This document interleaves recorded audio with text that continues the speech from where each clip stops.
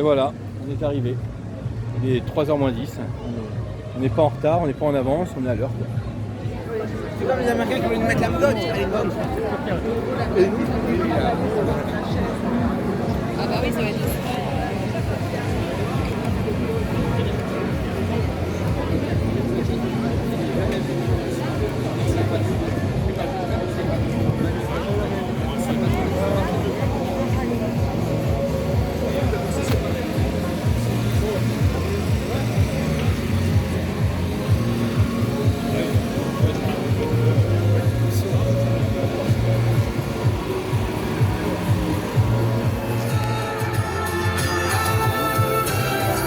Vous m'entendez?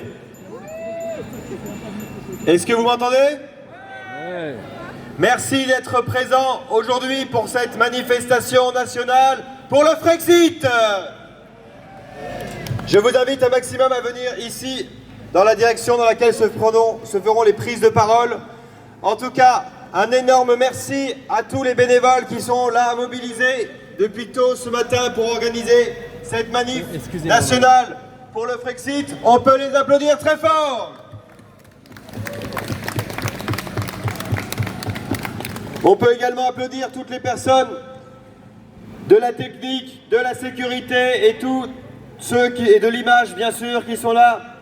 Grâce à toute cette équipe mobilisée, qu'il y ait de la pluie, de la neige, aujourd'hui de la chaleur, c'est avec cette équipe indéfectible que nous pouvons organiser tous nos événements, toutes nos manifestations dans les meilleures conditions. Bravo!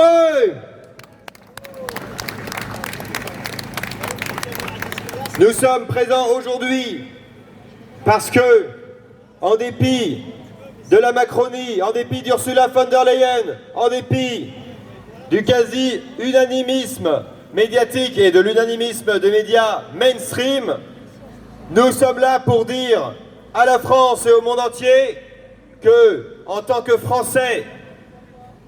C'est trop fort? Attends. C'est trop fort ou pas? Baisse un petit peu peut-être. Non? C'est bon? Okay. Les Français sont un peuple libre, un peuple qui ne sera jamais bien dans ses chaînes et un peuple qui continuera de se battre pour sa liberté. Liberté! Liberté! Liberté! Musique. Liberté! Résistance! Résistance! Je vous invite à venir. Résistance! Musique. Résistance!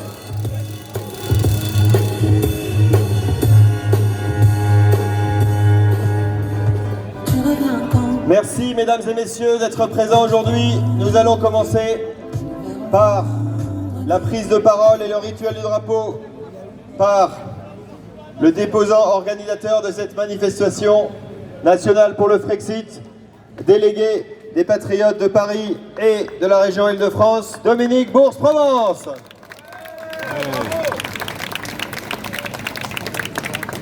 Bonjour à tous. Il n'y a pas à dire, sans conteste, sous le soleil, la France est le plus beau pays du monde. Et les Françaises, les plus belles femmes du monde. Rituel du drapeau.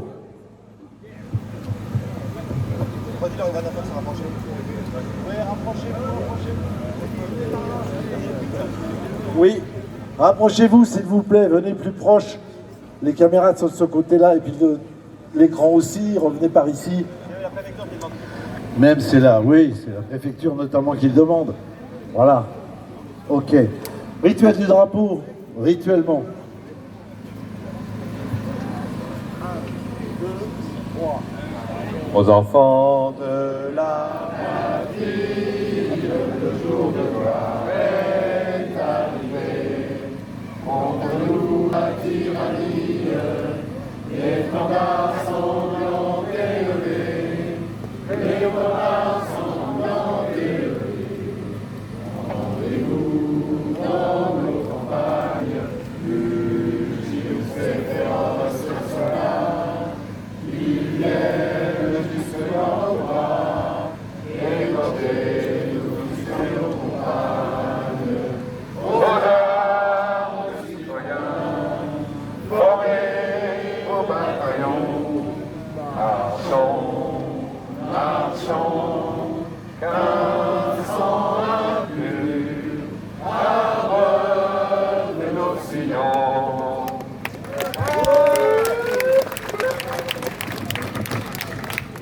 Bravo à vous.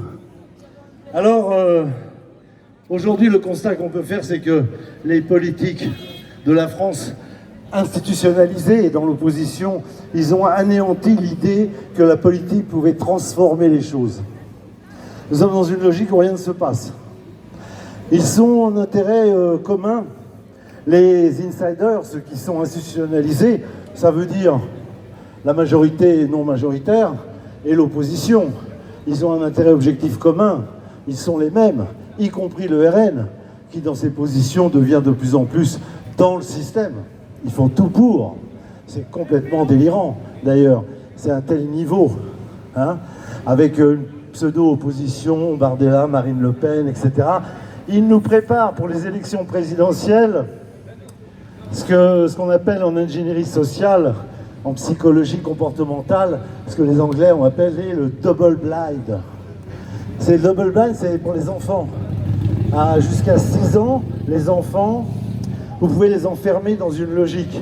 Exemple, vous voulez pas qu'un enfant il sorte jouer dehors, par exemple, pour X raison, il pleut. Vous proposez à l'enfant, on regarde la télé ou on fait un jeu. Et l'enfant, il est pris dans cette... les mamans savent bien ça, hein, il est pris dans ces rêtes. Et il n'a pas de troisième option. D'accord ? Ça marche jusqu'à 6 ans. Hein. Bon, les plus dégourdis, à peine 6 ans même. Après 6 ans, ce qu'on appelle l'âge de raison, ils se disent, non, on pourrait sortir. Ah, c'est loupé. Les politiques nous enferment, tous les partis institutionnalisés, que ce soit la pseudo-majorité ou l'opposition, nous enferment dans cette logique. C'est-à-dire qu'ils nous disent, c'est la droite ou c'est la gauche. Voter utile aux prochaines élections, surtout, c'est fondamental. C'est tous les 5 ans, c'est fondamental. Voter utile, droite ou gauche, alors que ce sont tous des partis européistes et que la solution, elle est absolument pas là. Ils nous enferment dans cette logique. Et le peuple français, comme un enfant de 6 ans, se laisse enfermer globalement dans cette logique droite ou gauche. Il n'y a rien d'autre. C'est terrible, il faut en sortir et il faut systématiquement contredire ce discours qui est lénifiant et qui nous fout dedans tous les 5 ans. Il faut pour ça qu'on ait un souverainisme affiché et rassembleur. J'espère qu'on l'aura. Ok ? En tous les cas, Florian Philippot et les Patriotes, ils font tout pour, ok ? Sans ambiguïté, de façon à ce qu'on puisse avoir une vraie opposition face à tous ces partis qui n'ont qu'une idée en tête. Cette opposition droite-gauche, on voit ce qu'elle vaut une fois qu'ils sont au pouvoir. Ils font la même politique. Pourquoi ? Parce que 80% de la politique est décidée à l'Union européenne et pas au Parlement français. C'est ça la réalité.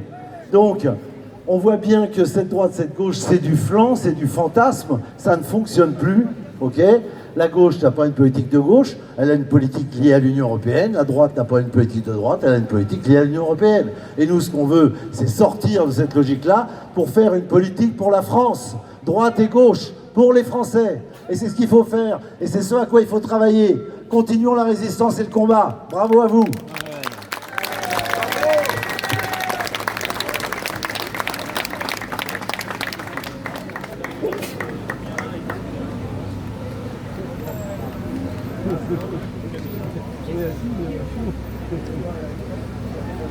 Bonjour à tous.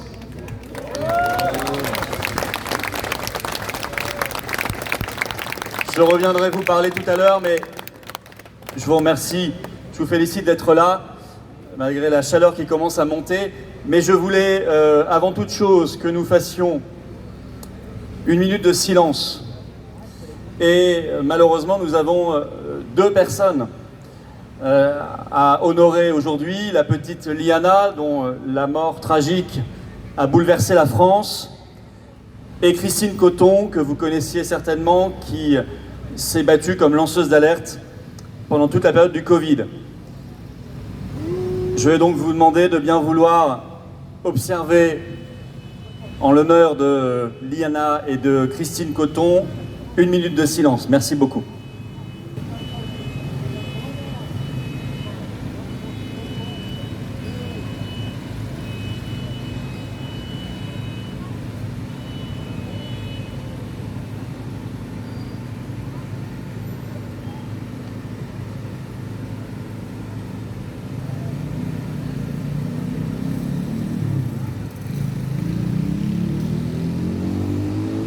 Merci à vous.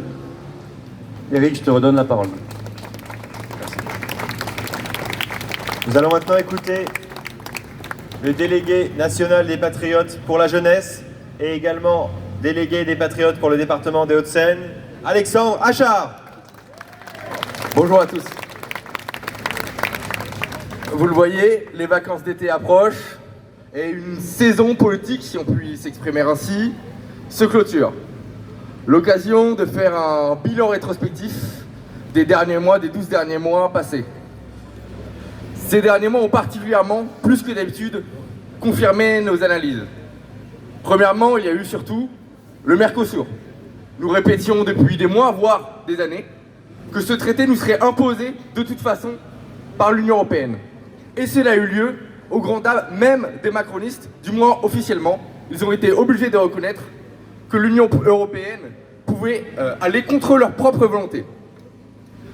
Toujours dans l'agriculture, il y a eu la loi du plomb et l'acétamipride.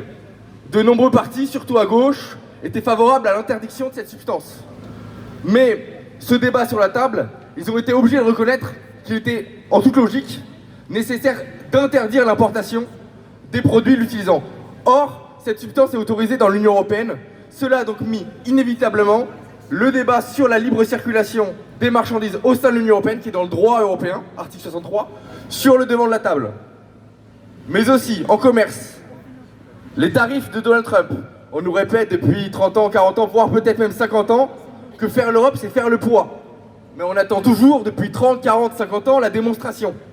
Eh bien, on a même eu la démonstration inverse. C'est-à-dire que le petit Royaume-Uni a obtenu de meilleurs accords, 10%, que l'a eu l'Union européenne, 15%, plus, ils doivent en plus acheter de l'énergie américaine. Mais ce n'est pas tout. Il y a eu aussi, évidemment, nous a donné raison, la hausse du chômage, la perte d'industrie, tout cela. Mais aussi sur le caractère démocratique de l'Union européenne. N'oublions pas que l'élection en Roumanie a été annulée, puis Georgescu empêché de se présenter, sans la moindre absence de justification, et que l'Union européenne n'a rien trouvé à redire. Elle a même eu un silence plutôt complice et satisfait. Donc pour ceux qui croyaient encore à la vocation démocratique de l'Union européenne, les voilà bien floués. Donc, ces derniers mois, le vent pour le meilleur et pour le pire, le vent a pleinement soufflé dans les voiles de l'idéologie du souverainisme. Je ne sais pas s'il en sera de même l'année prochaine, mais en tout cas, une chose est sûre, c'est que le vent soufflera fort, très fort. Vous vous en doutez, les problèmes budgétaires, le détroit d'Ormuz, les probables pénuries de carburant, etc. Le vent soufflera fort dans nos voiles, je ne sais pas, mais qu'importe. Car quand on a, comme on le voit, la bonne direction, l'essentiel est de toute façon de garder le cap. Merci à tous. Bravo. Merci Alexandre Achard, qu'on peut applaudir très fort. Nous allons maintenant écouter un ardent défenseur de la liberté. Il est avocat, vous le connaissez tous. Il s'agit de maître, il est président de Réaction 19, maître Carlo Alberto Brusa. Merci beaucoup. Florian m'a demandé de parler de Frexit et de justice. La justice, je la pratique depuis 32 ans en tant qu'avocat et je la connais un tout petit peu. J'ai entendu beaucoup de choses après ce qui est arrivé à l'IENA. Nous avons fait une minute de silence et ces minutes de silence vaut aussi pour tous les autres enfants et tous les autres femmes qui n'ont pas fait l'objet d'instruction ou d'enquête pénale lorsqu'elles ont déposé plainte, et ce sont des centaines de milliers. Et ça, je tiens à le rappeler.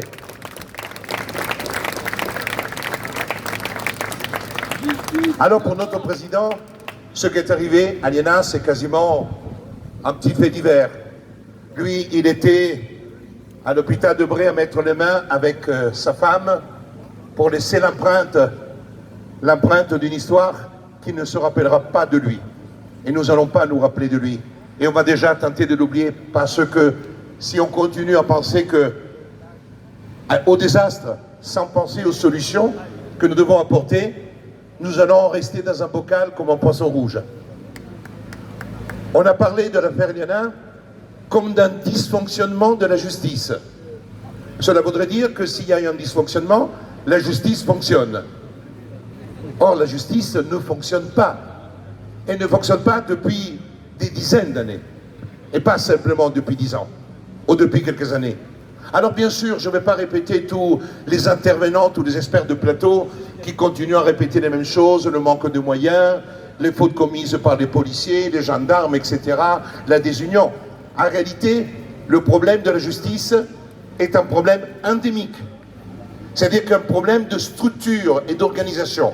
Je vous rappellerai d'abord que si on prend Montesquieu, il y a une trilogie des pouvoirs. Il y a un pouvoir législatif, un pouvoir exécutif et un pouvoir judiciaire.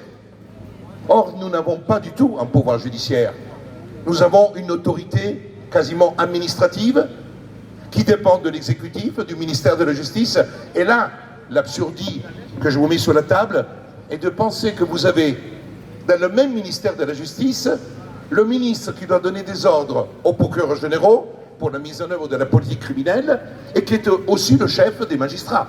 Parce que même si les magistrats dépendent déontologiquement du Conseil supérieur de la magistrature, ils sont quand même liés au ministère de la Justice. Je vous rappellerai qu'avec Valls, nous avons les inspections qui se font dans les tribunaux, et il avait même inclus la Cour de cassation, inspections qui ne sont pas simplement pour aller voir s'ils ont assez de post-it.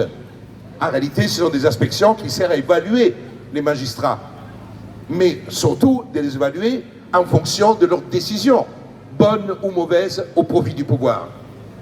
Et nous le constatons aujourd'hui, ce dysfonctionnement, qui n'est pas un dysfonctionnement dû à un cas, c'est endémique. Pourquoi?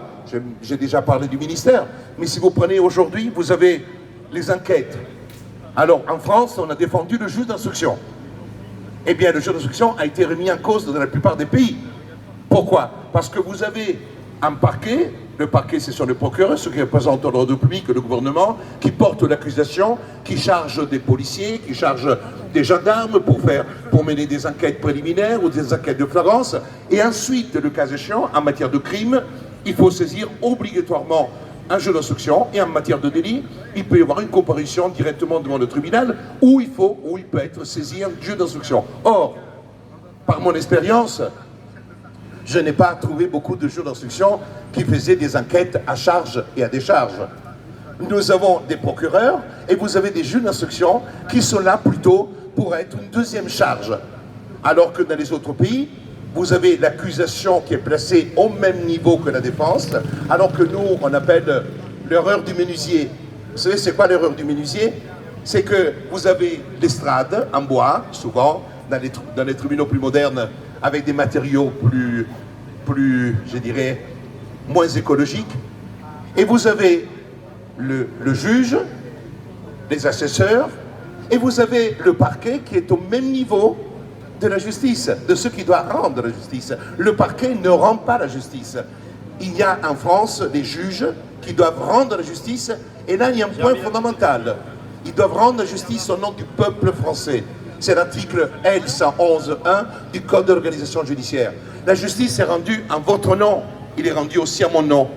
Même si je ne suis pas français, je suis ici, sur ce territoire, je paie mes impôts, je respecte les lois, et la justice est rendue en votre nom. Or, est-ce que vous constatez que la justice est rendue au nom du peuple français?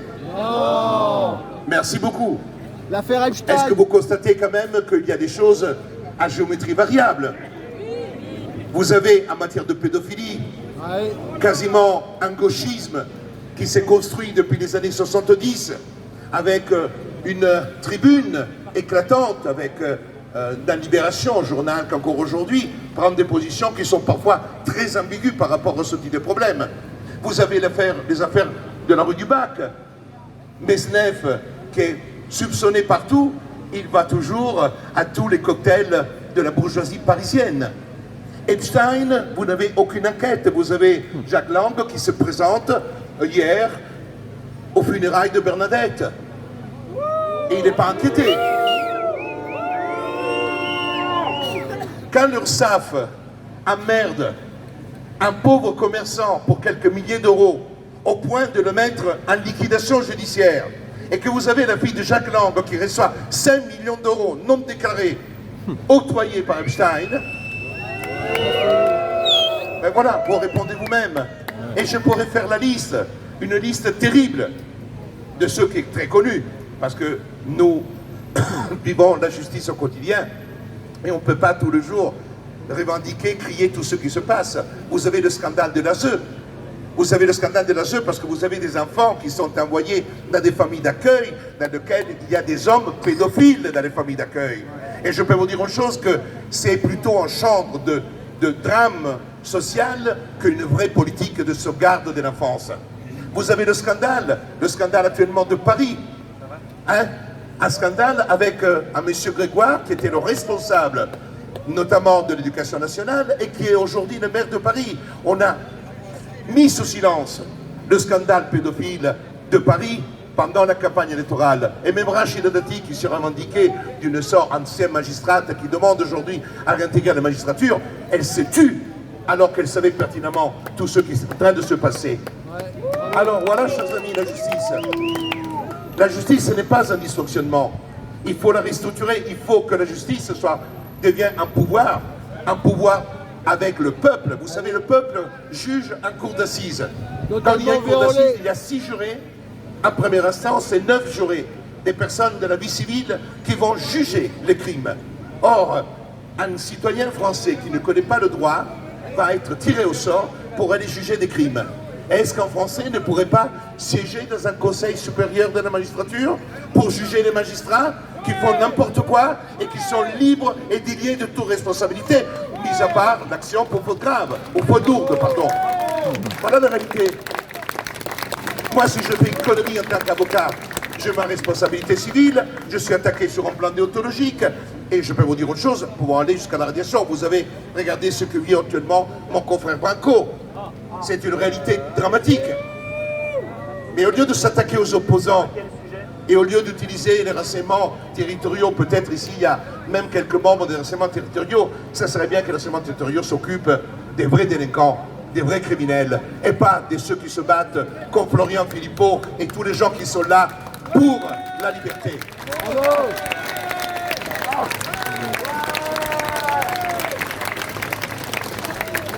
Je tenais à vous remercier. Je tenais à vous remercier d'être là, d'occuper cet espace public, cette terre qui vous appartient et qui n'appartient pas à l'État. Vous savez, l'État doit garantir la sécurité par sa justice. Thomas Hobbes, dans le Léviathan, le rappelle. Mais quand l'État ne garantit plus la justice, à ce moment-là, vous avez le droit d'agir. Et on le voit, parce qu'aujourd'hui, il y a des gens qui ont envie quasiment de faire justice sur soi-même. Or, ceci n'est pas quelque chose de concevable dans une société civile. Le contrat social, tel qu'a été conçu, qui a fonctionné dans ce pays, quand il y avait des frontières, quand il y avait une souveraineté, quand il y avait la France, avec ses valeurs, sa culture, eh bien, tout ceci a été détruit par cette Union européenne, qu'aujourd'hui, de la justice, elle s'en fout. En revanche, elle absorbe l'argent des Français. Parce qu'aujourd'hui, nous versons avec nos impôts la contribution à l'Union. Mais si aujourd'hui, on ne versait pas la contribution, mais si on gardait le différentiel pour le mettre dans la justice, alors je peux vous dire que les choses pourraient fonctionner. Moi, je ne suis pas là pour dire qu'avec des post-it en plus, on aurait une meilleure justice. Mais ce qui compte, c'est effectivement que l'argent soit là pour payer des fonctionnaires de police, pour payer des magistrats, mais des magistrats qui soient réellement indépendants et pas qui rendent la justice au nom de l'État. Ils doivent rendre la justice au nom du peuple français, et c'est vous le peuple.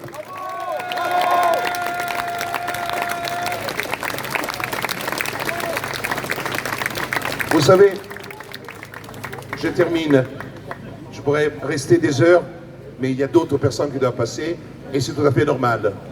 Et ce que je voulais vous dire, c'est que je suis un Italien qui aime ce pays profondément. J'ai quitté l'Italie pour venir ici il y a 40 ans. J'ai fait mes études dans ce pays. Je respecte sa culture, je respecte ses valeurs. Et ce peuple m'a séduit, c'est pour ça que je suis resté. Et vous êtes un peuple extraordinaire. Et ceux qui suivent Florian Philippot et ceux qui me suivent aussi, ce sont des gens extraordinaires parce que vous êtes des ambassadeurs de liberté. Et j'ai envie de crier quelque chose qui ne correspond pas à ma nationalité, mais j'ai envie de dire vive la France et vive vous. Mesdames et messieurs, je vous demande un tonnerre d'applaudissements pour Maître Carlo Alberto Brusa.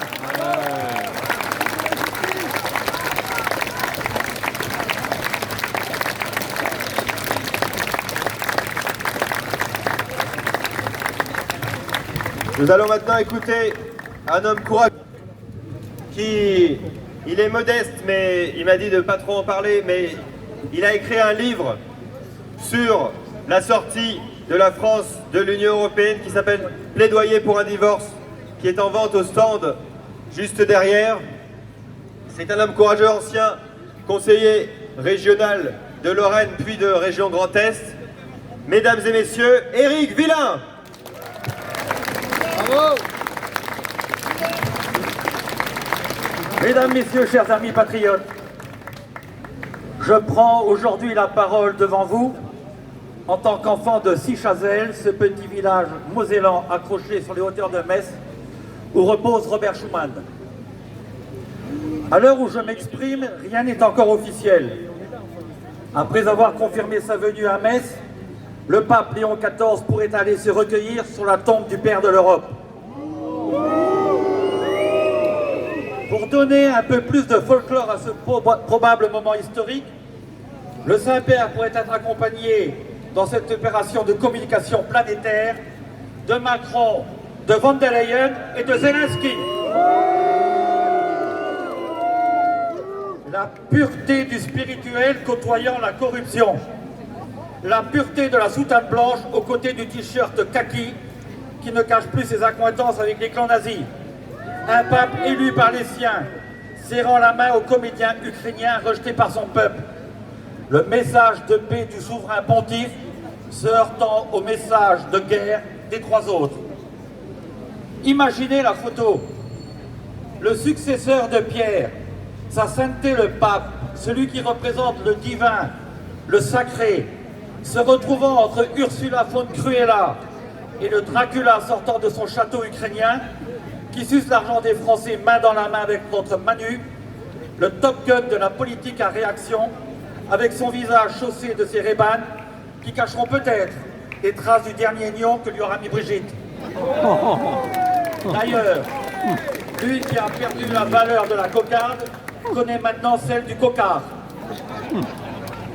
Je respecte la liberté spirituelle de l'Église, mais je m'interroge, je me questionne sur la portée symbolique d'un tel hommage. Schuman, c'est l'homme qui, le 10 juillet 1940, vota les pleins pouvoirs à Pétain. Chacun est libre d'apprécier ce vote à l'aune des circonstances de l'époque, mais faut-il rappeler ici le degré de responsabilité de ces députés qui, par leur soutien à Pétain, ont permis la mise en place du régime de Vichy, celui de la compromission avec l'Allemagne nazie. Schuman, c'est aussi et surtout l'un des principaux architectes de la construction européenne. Ce monstre qui a irrémédiablement transféré les souverainetés nationales vers des institutions communes. L'Union européenne a toujours été présentée comme une promesse de paix, de prospérité et d'unité. Vous connaissez la chanson mieux que moi. Aujourd'hui, son échec est patent. Elle met les économies des peuples en compétition, plutôt que de les unir.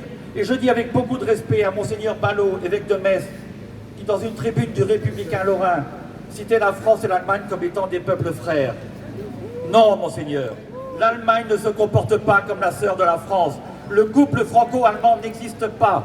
La seule réalité est que l'économie française est devenue esclave de l'économie allemande. C'est ça la vérité. Il n'y a pas d'amour fraternel entre notre pays, il n'y a que l'exploitation et la domination de l'un sur l'autre. Et le reste, c'est du blabla. Mes amis, la nation française n'est pas un archaïsme. La nation française est la maison charnelle de son peuple. Elle est la gardienne de la langue française, de sa mémoire, de ses traditions, de son héritage. Elle est le coffre-fort de l'histoire de France. Elle est le refuge de l'identité française. La France n'est pas une simple administration. La France n'est pas un marché. La France n'est pas une ligne sur une carte. La France est une mémoire vivante qui traverse les siècles.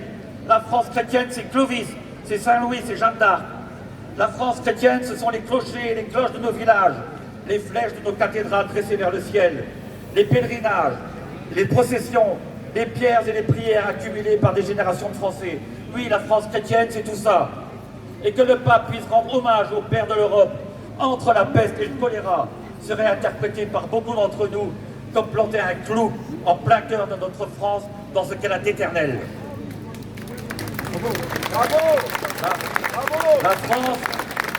La France aujourd'hui est sacrifiée sur l'autel de l'Europe, alors qu'elle est une histoire, qu'elle est une vocation, qu'elle est à elle seule une civilisation. C'est pourquoi j'attends du successeur de Pierre un message qui élève les âmes. J'attends de lui non pas qu'il vienne donner l'extrême onction à mon pays, mais une parole qui ravive la flamme de l'amour de la patrie dans le cœur de chaque Français, qu'il insuffle dans leur esprit ce besoin de France, fille aînée de l'Église. Mes amis, je vous leur dis, leur Europe s'effondrera comme la tour de Babel s'est effondrée, parce que le désir de survie des forces souveraines sera plus fort que leur volonté à vouloir les anéantir. Nous déconstruirons leurs projets avec la même énergie qu'ils essaient de déconstruire notre nation. Nous les saboterons comme les résistants ont saboté les ponts et les routes lors de la dernière guerre mondiale pour faire reculer l'envahisseur allemand. Quant au pape, je souhaiterais qu'il s'empare de ses missions, de rappeler aux puissants qu'ils ne sont pas tout puissants, de rappeler à chacun qu'il existe quelque chose de plus grand que les intérêts du moment, quelque chose de bien plus fort que Macron, que von der Leyen, que Zelensky, et que toute leur clique de corrompus, soumise à la logique du fric, de la manipulation au nouvel ordre mondial. J'attends de lui qu'il chasse tous ces marchands du temple, comme le Christ l'a fait il y a 2000 ans.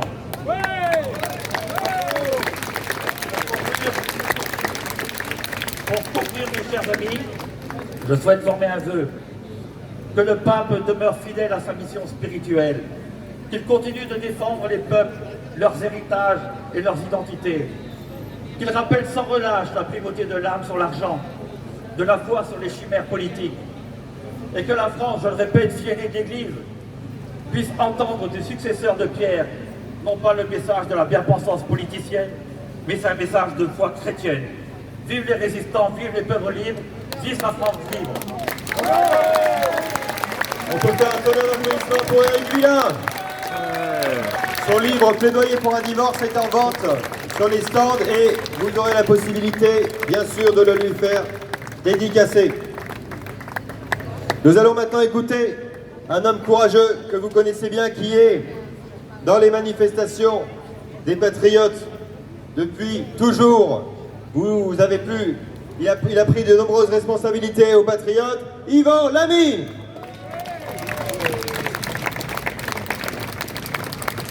Bonjour à tous. Alors ce 14 juillet, nos ennemis ont décidé de nous envoyer un message très clair à nous Français. Votre pays n'est plus qu'une terre conquise. Et pour bien nous le faire comprendre, Ursula von der Leyen sera présente à notre fête nationale. Ceux qui ont saboté le gazoduc Nord Stream aussi. Leurs troupes vont défiler chez nous. Nos armes et nos Mirage 2000 sont recommandés par d'autres. Le message est: vos armes et les rues de Paris sont à nous maintenant.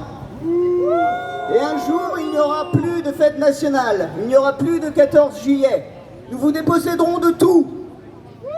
Votre drapeau et votre hymne ne seront bientôt qu'un lointain souvenir. Habituez-vous à ne plus les voir, à ne plus les entendre, car peu à peu, ils disparaîtront. Et nous vous les ferons oublier. Nous avons déjà fait disparaître votre monnaie, votre constitution et vos lois ne valent plus rien. Tous vos hommes et vos femmes politiques nous sont soumis. Vous êtes notre propriété, vous êtes européens. Européens, ce mot est comme un marquage au fer, une violation. Nous sommes français. Mon pays n'est pas un territoire conquis. Mon pays est bien plus grand et bien plus puissant que cela. De mon pays est né le Concorde, Ariane, l'automobile, bref, multitude de choses. Et qu'en est-il de l'Union européenne ? Un foutu bouchon de bouteille. Wow. Je ne brandirai jamais ce drapeau, je ne chanterai jamais l'hymne européen et je ne me battrai jamais pour l'Union européenne. Vive la France, libre. Merci Yvan Lamy, qu'on peut applaudir très fort. Nous allons maintenant écouter un homme courageux, il est paysan dans la Beauce, vous le connaissez très bien, il s'est illustré, entre autres, parmi d'autres faits d'armes, dans tous les mouvements paysans de ces dernières années pour leur liberté, pour l'indépendance agricole de notre pays, Alexandre Pin. Merci beaucoup. Il en fait toujours un petit peu trop quand même. Hein. Mais écoutez, bonjour, ça me fait toujours très plaisir naturellement d'être là sur la tribune avec Florian et tous nos amis et avec vous. Et bien naturellement, je vais vous parler d'agriculture. La paysanne quoi? Bah écoutez, le week-end dernier, j'étais dans le Tarn-et-Garonne avec un de mes amis qui a fait la fête du cochon pour l'association Sésame. Sésame, c'est une association qui s'est montée par un paysan, vous connaissez certainement, qui s'appelle le cochon laineux, c'est Pierre-Guillaume Marcadal. Pierre-Guillaume, merci pour lui, merci. Une personne qui est très courageuse, qui milite énormément. Eh bien, Pierre-Guillaume a eu des tonnes de soucis. On lui a assassiné plusieurs fois son troupeau, 2 fois. Et à la suite de ça, il s'est dit il faut qu'on aide les paysans, parce que malheureusement l'État ne nous aide pas, donc il faut trouver des solutions. Donc il a créé cette association qui s'appelle Sésame, et qui vient en aide, c'est pas toujours facile d'ailleurs de savoir qui aider, parce qu'aujourd'hui il y a tellement de paysans en difficulté, mais ils essayent, par le biais de cette association, d'aider les paysans les plus en détresse. Donc on était là-bas, il y avait plus de 500 personnes à son banquier, c'était vraiment très bien organisé, c'était génial. Et voilà, c'est ce que je voulais dire, un petit hommage à Pierre-Guillaume Marcadal. Merci pour eux. Alors, cette semaine aussi, juste à côté de chez moi j'étais dans le sud-ouest, pardon, mais juste à côté de chez moi, on a des paysans qui essayent de s'en sortir. Et pour ça, ils ont développé, par leur production de pommes de terre, ils ont produit des chips Bélisa. Je ne sais pas si vous connaissez les chips Bélisa. Bélisa, ça veut dire Beauceron. Ça veut dire la Beauce. Et ils ont produit ces chips il y a maintenant 5-6 ans, ça marche très bien. Et ils ont construit une nouvelle usine. Et cette usine, ils viennent juste de la mettre en route. Et malheureusement, il y a eu un incendie et ils ont entièrement détruit. Donc, il faut absolument les soutenir. Ils vont reconstruire l'usine, mais acheter français, comme je dis tout le temps, acheter des produits français, acheter donc des chips Bélisa. Je fais un petit peu de publicité, mais il faut absolument arriver à soutenir les productions françaises. Merci pour eux. Alors, comme je vous ai dit, j'étais dans le sud-ouest. Je ne vais pas parler, parce que Florian en a parlé tout à l'heure, de cette jeune fille qui s'est fait, je pense, assassiner. C'est une circonstance atroce. Mais dans le même département, on a des paysans. Des paysans dont Lionel, qui est le patron de l'ACR du Gers, qui lui, pendant que des criminels sont dehors, a eu plus de 90 heures de garde à vue, d'interrogation, etc., etc. Et tout ça, c'est uniquement pour manifester, pour vivre du fruit de notre travail. Ça, c'est complètement impensable. Donc, la justice, la gendarmerie, ils ont d'autres chats à fouetter que des simples manifestants, des paysans. On essaie juste de nourrir la France dignement.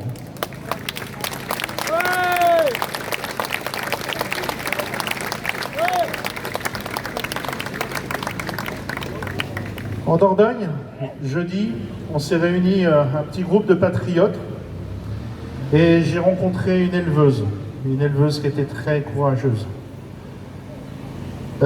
Cette éleveuse, elle nous a témoigné de l'abattage de son troupeau en 2025 sur la dermatose modulaire, contagieuse.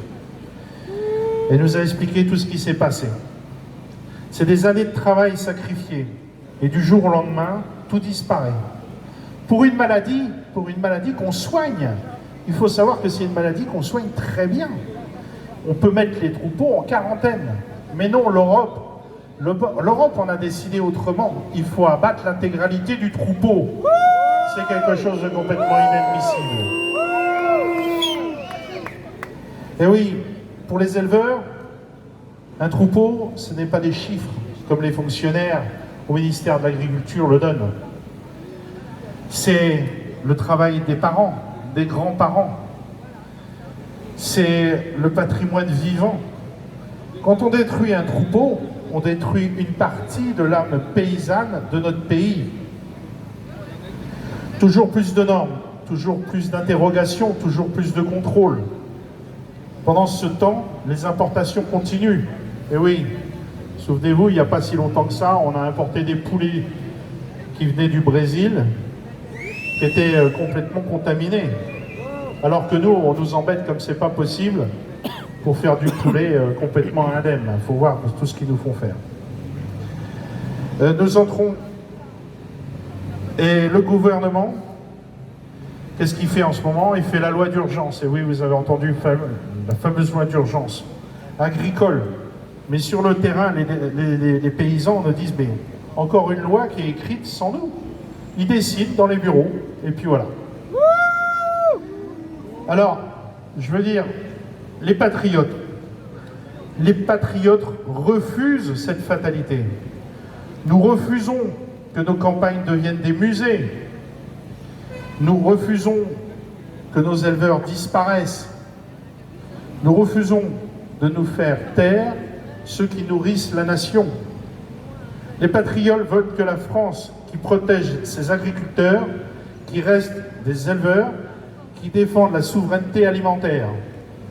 Un pays qui abandonne ses paysans finit toujours par perdre sa liberté.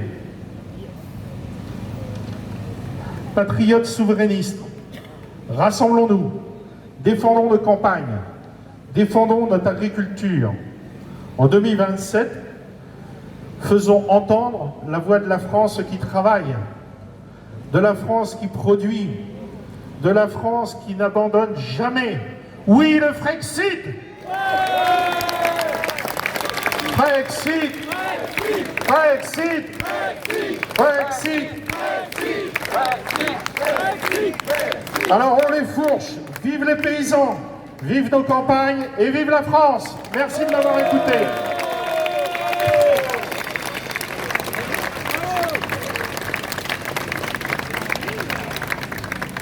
Et on va joindre le geste à la parole, mon cher Alexandre, car il y a ce torchon. Et nous, le torchon, on le détruit. Allez, terminé. Voilà. Bravo, vive les paysans.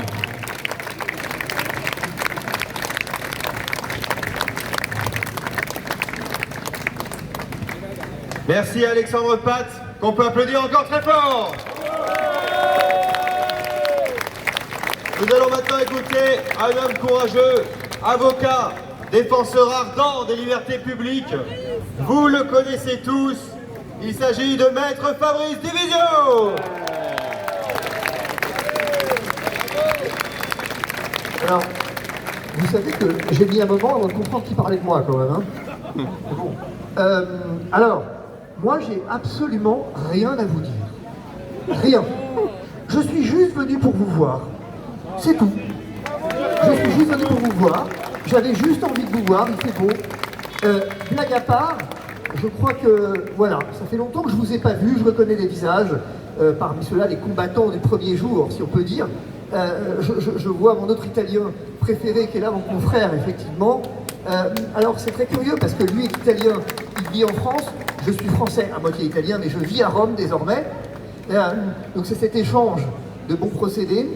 Ce que je suis venu vous dire finalement très simplement, c'est merci. Vous m'avez beaucoup remercié durant ce temps du Covid, et encore aujourd'hui, certains me remercient pour ce temps, machin, voilà.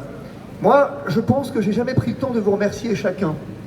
J'ai jamais pris le temps de vous dire combien est-ce que finalement vos encouragements dans cette période difficile ont été une source de vie pour moi. J'ai traversé des moments pas faciles durant ce temps de folie. Alors il n'est pas fini finalement, mais l'un dans l'autre, je suis vraiment venu vous dire ça, vous dire merci, merci finalement d'avoir gardé espoir, merci aux soignants suspendus en particulier qui ont tenu bon, merci à tous ceux qui ont refusé le pass, qui ont refusé. L'histoire vous donne raison. Aujourd'hui, l'histoire nous donne raison. C'était pas gagné d'avance, mais vous avez tenu bon. Vous avez vraiment tenu bon. Et je voulais vraiment vous remercier parce que souvent, encore aujourd'hui, ça et là, celui-ci ou celui-là, prenez le temps de me remercier pour ce que j'ai fait, même si je ne sais pas très bien ce que j'ai fait. Mais par contre, je sais ce que chacun d'entre vous a fait.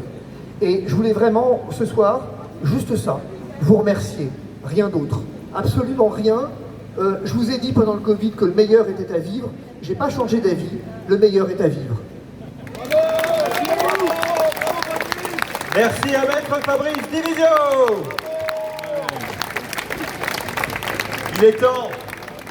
Il est temps maintenant d'écouter un homme courageux. Il est président et fondateur du cercle Aristote, combattant de lutte depuis maintenant des années. Il s'agit de Pierre-Yves Rougeron. Mes camarades, bonjour, ça fait longtemps qu'on s'était vus. Je vous avais promis que je reviendrais, mais bon, que voulez-vous? Moi j'élève toute une petite tribu, c'est pas aussi facile que c'en est. L'été arrivant, on fait déjà des plans sur la comète et nous malheureusement, les vacances vont être studieuses, vous le savez. Parce que pour nous, pendant l'été, l'ennemi avance. Ah oui, c'est toujours bien la loi du 15 août. Ou la loi du 20 août. Au moins on est sûr qu'on ne mettra pas les gens dans la rue. Et là nous sommes particulièrement inquiets parce que vous savez, l'ennemi avance sur la censure en septembre, sur la facturation électronique qui va flinguer une part non négligeable de nos artisans et commerçants, mais également sur la nouvelle réglementation administrative communautaire. La maire von der Leyen veut simplifier. Alors, on simplifie à l'allemande, donc il y a des têtes et on les coupe. D'accord? Ça, c'est encore ce qu'ils savent le mieux faire. Et la Commission va utiliser cette simplification administrative pour pouvoir encore, comme elle le dit elle-même, éliminer les lois nationales inutiles. Alors, les lois... Alors, je vous rappelle que la loi, vous l'avez déjà plus. Alors, je me demande ce qui reste d'inutile. Mais malheureusement, nous connaissons tous la réponse. C'est nous les inutiles. Et quand elle dit les lois nationales inutiles, je vous rappelle que ça fait 30 ans que nous ne faisons plus de loi en France. 80% de nos lois sont juste de l'application. Or, qu'est-ce qui reste d'inutile? Le peu qui reste des États nationaux démocratiques. Et s'il faut une guerre pour ça, ils vous l'ont déjà dit, et ils le feront parce que les malades annoncent toujours la couleur. Ils le feront. Avec la servilité des élites françaises, avec la servilité des oppositions françaises. Ils sont morts! Ils sont morts! Ils sont morts! Et je sais que pour beaucoup d'entre vous, vous vous dites, qui se lèvera pour nous défendre? Nous! Plus fort? Nous! Eh bien voilà, ça c'est déjà un bon point, c'est que vous êtes prêts, ils sont prêts, et à la fin, comme disait monsieur Mélenchon, qui pour une fois était économe d'une connerie, c'est assez rare pour être souligné, à la fin ça se réglera entre eux et nous, donc à très vite. Merci les amis. On peut applaudir très fort Pierre-Yves Rougeron, président du cercle Aristote. En fanfare. Nous allons maintenant écouter, nous avons la chance d'écouter un message qui nous a été envoyé par monsieur Philippe de Villiers.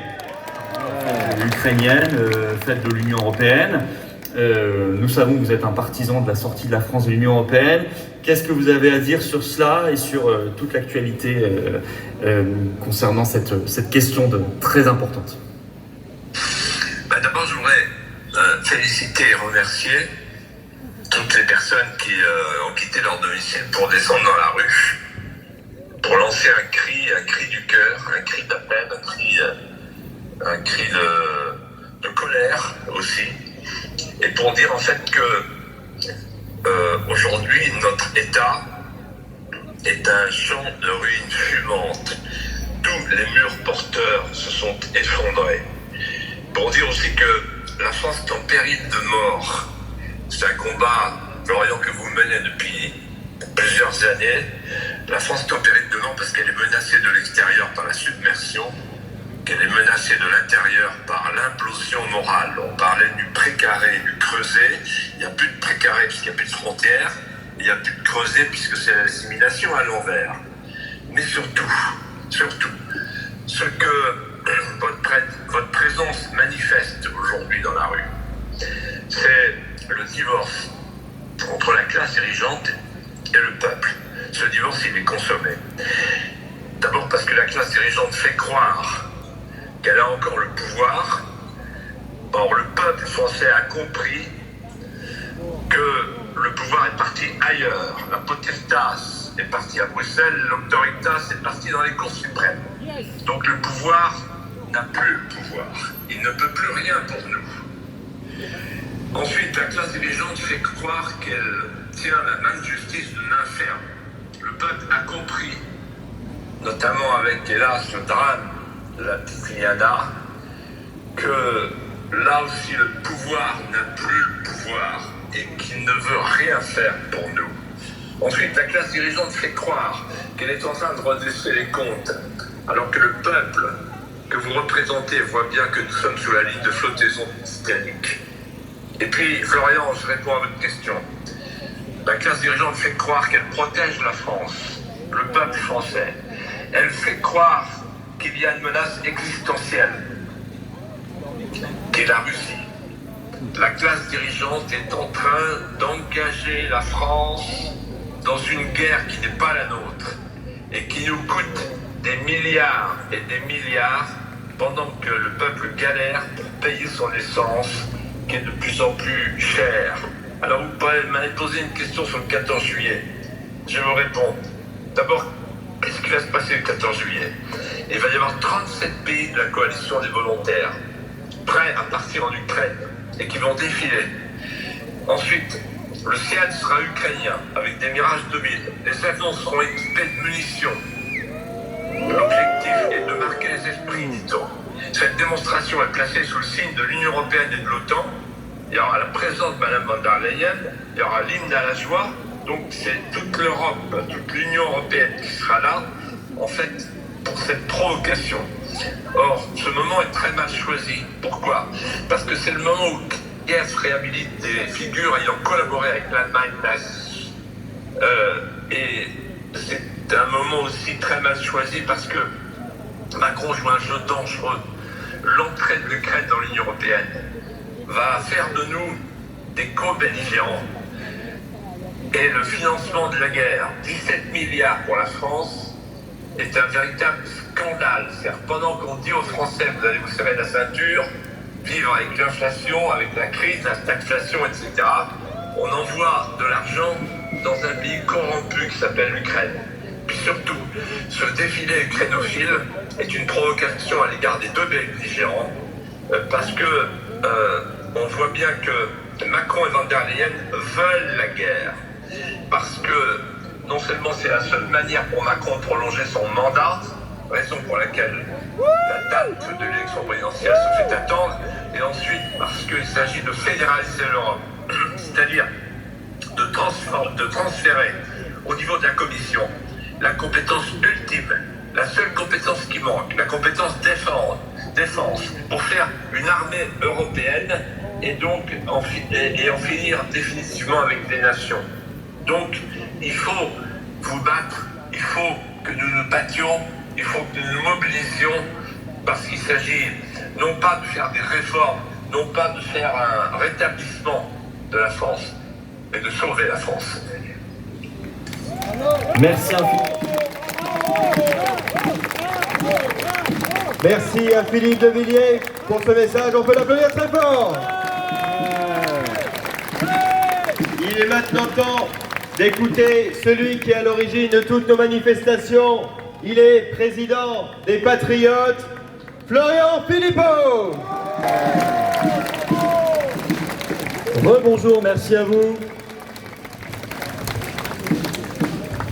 Merci et bravo à tous les intervenants qui m'ont précédé, qui se sont exprimés si brillamment, qu'ils en soient tous vivement et chaleureusement remerciés, y compris Philippe de Villiers qui est là avec nous sans être là physiquement mais qui l'est avec le cœur. Je remercie évidemment les organisateurs de cette manifestation et les bénévoles sans lesquels rien n'est possible, qu'ils soient applaudis. Merci. Et moi, je vois ici des résistants. Nous avons rendu hommage à une résistante, justement, Christine Coton, qui est partie bien trop tôt, une lanceuse d'alerte. Elle connaissait bien Big Pharma de l'intérieur. Et par égard pour son travail, notre devoir sacré est de poursuivre le combat jusqu'à la vérité, la justice et la victoire, mes chers amis.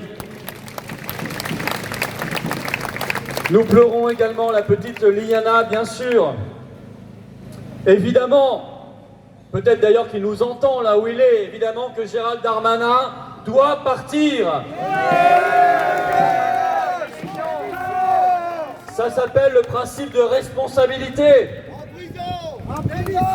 Évidemment qu'il faut, Alexandre Pat avait raison, chasser ceux qui passent leur temps à confondre les priorités sciemment et qui préfèrent pourchasser dans notre pays les paysans qui nous nourrissent plutôt que de mettre en prison ceux qui violent et qui tuent nos enfants.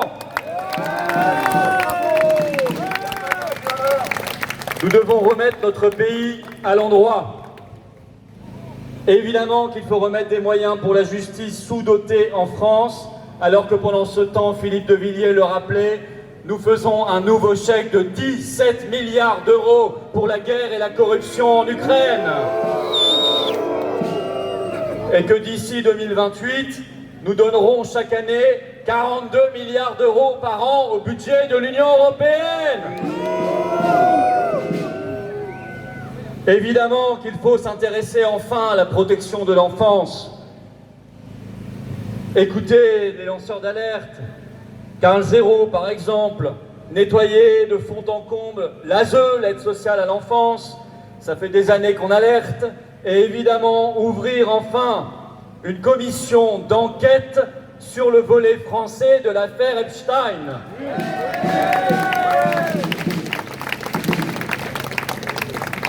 Pourquoi Madame Braun-Pivet à l'Assemblée nationale met-elle toute son influence et Monsieur Larcher au Sénat tout son poids pour refuser cette commission d'enquête? Qu'ont-ils à cacher?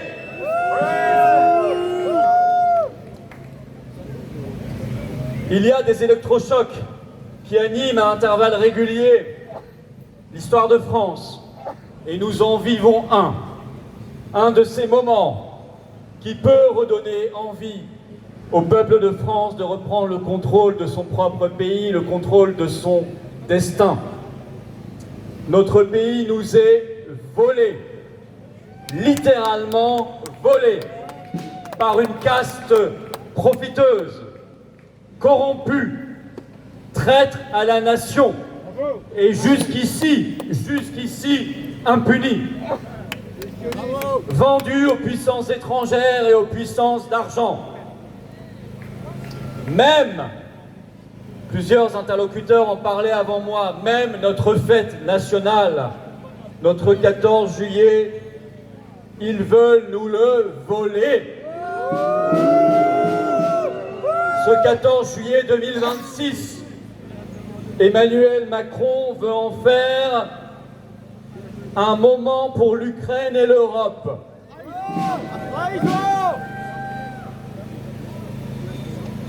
Une France effacés, zappés, annihilés, encore une fois trahis. Sur nos Champs-Élysées, des soldats ukrainiens qui défilent pour un régime qui honore des nazis. A-t-on libéré Paris pour cela? Non. Et les soldats de cette fameuse coalition des volontaires défileront. Macron, physiquement entouré, encadré, surveillé de chaque côté par, à sa gauche, Ursula von der Leyen, présidente de la Commission européenne. À sa droite, le patron militaire en chef de l'OTAN,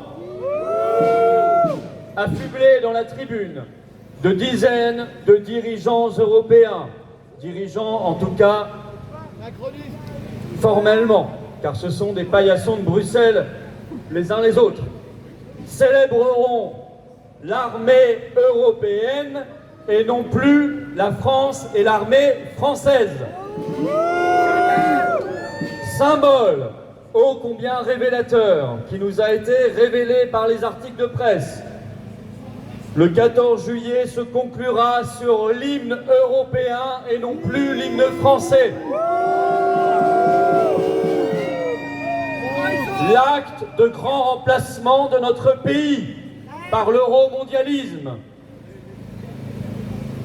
Et pour Emmanuel Macron, la fuite en avant incarnée par ce défilé ukraino-euro-otanien vers une guerre contre la Russie qui ferait bien ses affaires, ses petites affaires électorales, lui permettant de dramatiser la situation et d'annuler si nécessaire ou de la reporter sine die l'élection présidentielle de 2027.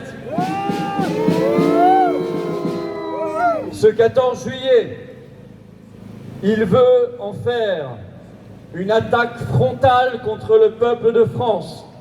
Alors notre devoir est d'en reprendre la maîtrise. Et si, mes chers amis, chers patriotes et résistants, et si ce 14 juillet, nous décidions de faire ce contre-événement partout en France auquel ils ne s'attendent pas.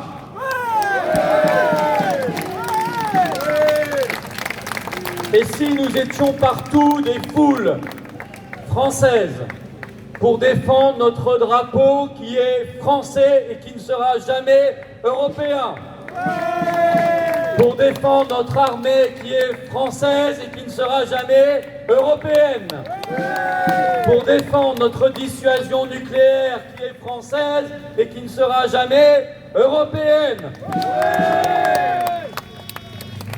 Et si, mes chers amis, nous étions là, dans un événement inattendu, insupportable pour la caste, extraordinaire par sa force, son sens profond, son ampleur, debout, libre et unis, pour dire « La France éternelle est là, vous ne l'effacerez pas, rien, ni l'UE, ni Macron, ni l'OTAN, ni Zelensky ne pourront la détruire. » Et pour dire encore, votre temps est terminé, le nôtre commence. Pour faire tomber ce 14 juillet toutes les bastilles du conformisme, de l'atlantisme, de l'européisme et du mondialisme. Et si les soldats de l'armée de France, refusant la guerre contre la Russie et l'uniforme euro-otanien qu'on veut mettre sur leurs épaules, venez avec nous. Beaucoup parmi eux sont en colère contre ce 14 juillet qui n'a plus rien de français et beaucoup crient leur refus de cette guerre en disant « ça suffit, on n'a pas signé pour ça, nous ne sommes pas là pour mourir ». Pour Ursula, pour Macron, pour Zelensky, pour Brigitte, pour l'OTAN ou pour l'UE. Nous ne pouvons tomber que pour la France. C'est pour cela que les soldats de France se sont engagés dans notre glorieuse armée. Et beaucoup, ayant appris les plans du 14 juillet, n'admettent pas cette fuite en avant vers l'effacement de notre pays et vers la guerre. Ce 14 juillet, nous pouvons en faire un grand 14 juillet de la France et du peuple de France partout dans notre pays. Nous avons encore à imaginer cet événement extraordinaire, mais mes chers amis, tenons-nous prêts. Ce 14 juillet lancera la campagne du Frexit et de notre libération nationale.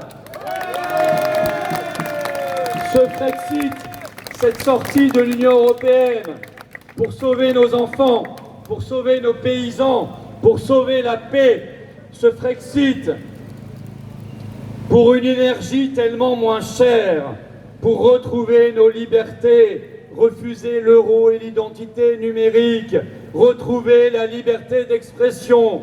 Et à ce sujet, nous avons le devoir de défendre la liberté d'expression de Ksenia Federova, car le combat que mène la caste contre elle, c'est le combat pour faire place nette pour la guerre. Vous l'avez compris. Ils sont en train de nous expliquer, alors que les violeurs d'enfants et les assassins d'enfants sont libres comme l'air dans notre pays, ils sont en train de nous expliquer que le problème sécuritaire en France, c'est 1, les canons français, des banquets, 2, Ksenia Federova, une journaliste. Qui sera dupe de cette manipulation? Pas nous, en tout cas. Le Frexit, mes chers amis, pour retrouver notre industrie, notre école, pour sauver nos services publics, pour reprendre la maîtrise de nos frontières nationales, pour rétablir, évidemment, la paix publique, la tranquillité publique, la concorde, pour mettre fin aux privilèges de la caste et pour redonner au peuple de France sa dignité et sa souveraineté volée. Pour, chers amis, faire renaître la légendaire force intérieure et le génie historique de notre peuple, le propulser vers l'avenir, vers l'espoir, vers la vie, vers la France libre. Ce n'est pas seulement un programme, c'est un souffle. Ce n'est pas seulement un programme, c'est un idéal qui devient réalité. C'est une résurrection, c'est l'âme de la France qui s'accomplit, celle de la France éternelle qu'on retrouve. Vive la liberté, vive la résistance, vive la paix et vive la France libre.